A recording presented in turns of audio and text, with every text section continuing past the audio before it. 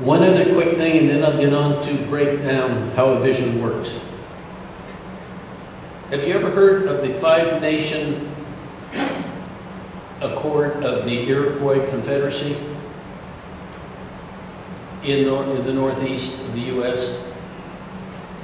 The Tree of Peace was chosen by the peacemaker, Dagawinda, to be the eastern white pine because it was a common tree along the paths, and all the warriors could see. Until then, they've been annihilating one another. He chose the white pine because it was common. Everybody saw it every day, whether they were hunting, gathering, or just walking. And he chose the eagle that frequently sat on the tree as the symbol of peace, because people needed a very simple thing to remember. And the eagle represented not peace, but vigilance. The vigilance it takes to protect peace.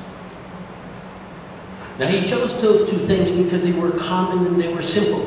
And they reminded the people all the time of their commitment.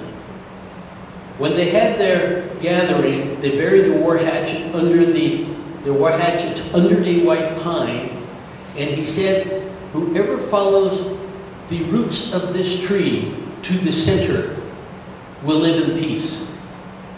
I think it was 1416, the Tuscarora joined them and it became the Six Nation Confederacy. Our Constitution is based on that. Not many people in the U.S. know that. It doesn't come from England.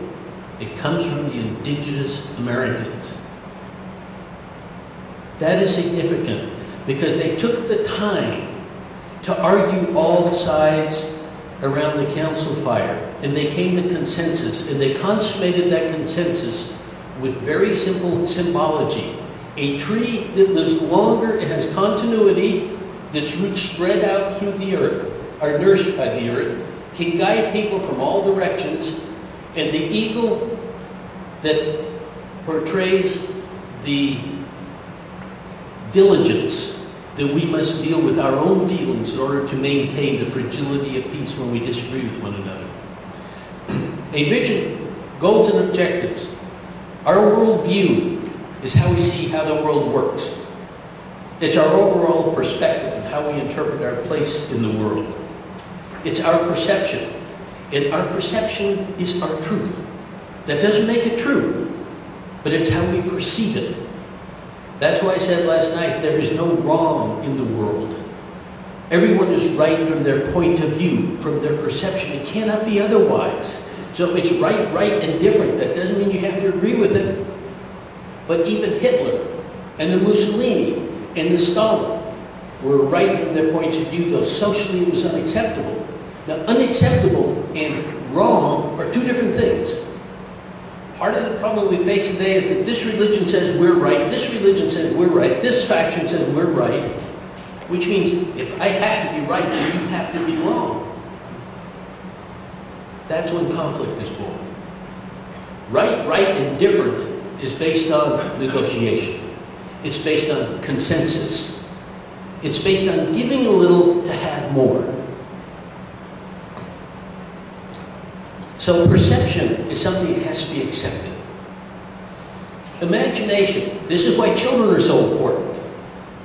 We've lost our imagination for the most part. It's been schooled out of us, beaten out of us, educated out of us, and it's been pressured out of us.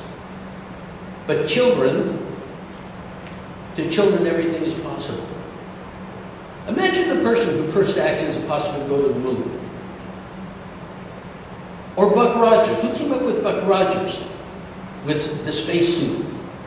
Or the Enterprise. Those are what the real Enterprise, the real spacesuits, are based on the imagination. There were comic books when I was a boy. There were childhood imaginations.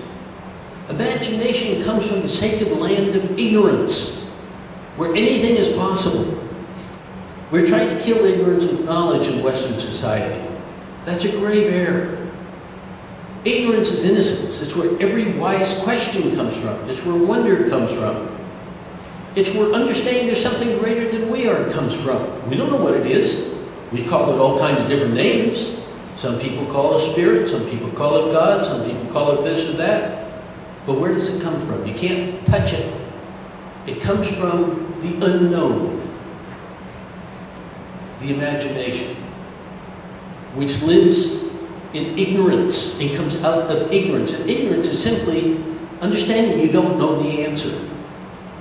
The moment a child loses what the Zen Buddhists call the beginner's mind and becomes an expert, they think they know what the answer should be and can no longer see what it might be.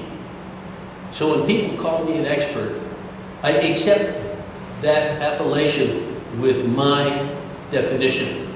An expert to me is a has-been under pressure. A vision statement is a general declaration that describes what a particular person, group, agency, nation, or community is striving to become. The problem is that a shared vision makes the people the government, and the elected officials have not learned how to share power, not learned how to deal with shared leadership. And so most visions are never implemented. My own hometown, we had a visioning process. You have 5 minutes to discuss what you think. Here are the series of dots we've come up with. Go up there, put your dot by the outcome you think is the best, and we've got 2 hours to finish the process. They go through that and then it's not implemented, because even that much makes the people the government. If we're really serious about taking care of one another and the reciprocity of our relationship and responsibility to the land in the present for the future, we have to deal with feelings. Because as I said last night, all we do with the environment is grieve. There is no end to the grief of the change, the losses that we each feel, whether it's increased noise, loss of the stars, this meadow and its flowers being plowed under for a housing development, whatever. There's no end to it. The only way we can sanely deal with these things is to deal with the vision that allows us to get our emotions out, to begin to heal our fears that we're going to be out of control of the future and we're going to have more loss and more grief. What a vision does is halt the process of loss in a way that we can get our feelings out, deal with them, and then have some control over where it goes so that we minimize the sense of loss as a community.